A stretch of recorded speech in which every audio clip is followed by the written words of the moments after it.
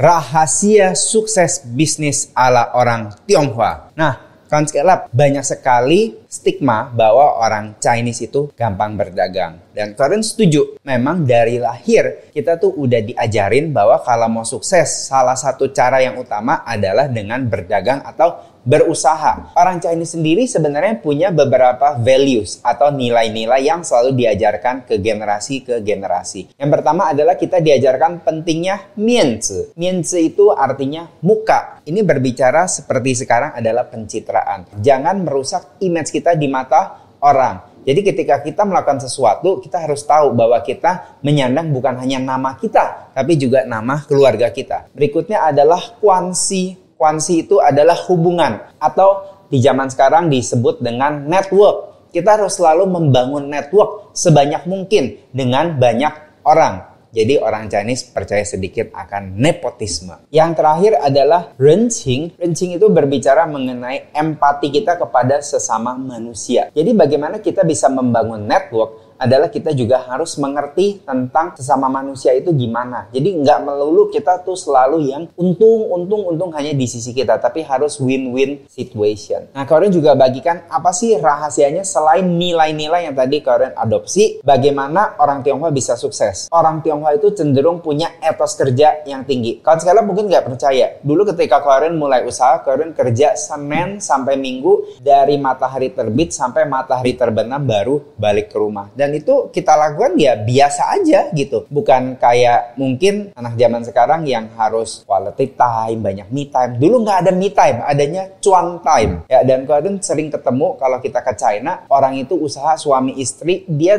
tinggal di sana, usaha di sana, dan tidak pernah libur. Jadi kalendernya hijau semua. Berikutnya, orang Tionghoa cenderung mengadopsi pola pikir untung sedikit nggak masalah atau bocuan nggak apa-apa. Jadi bukan suatu rahasia ya kalau misalnya berdagang dengan orang Tionghoa. Kadang-kadang mungkin awal-awal ketika kita berdagang, jualan nggak untung dulu, nggak apa-apa. Yang penting relationship itu terbangun. Karena kita percaya dengan relationship yang baik, dengan hubungan yang terus-menerus, maka cuan pun nanti akan mengalir dengan sendirinya. Nah, yang terakhir, orang Tionghoa itu cenderung hemat.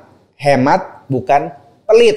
Kita hanya membelanjakan apa yang kita perlukan, bukan yang kita inginkan. Kawan sekarang pernah dengar kan cerita dari Pak Hermanto Tanoko di mana ayahnya yang udah punya toko cat begitu besar marah-marah kepada mamanya karena mamanya masak daging ayam. Gila ya kalau zaman sekarang berapa banyak kita boros-boros beli steak, beli snack dan lain sebagainya. Nah, itu sedikit tips dari Ko Erwin bagaimana orang Tionghoa itu bisa sukses. Semoga bisa berguna buat kawan scale up. Semoga kita bisa cuan bareng. Salam cuan.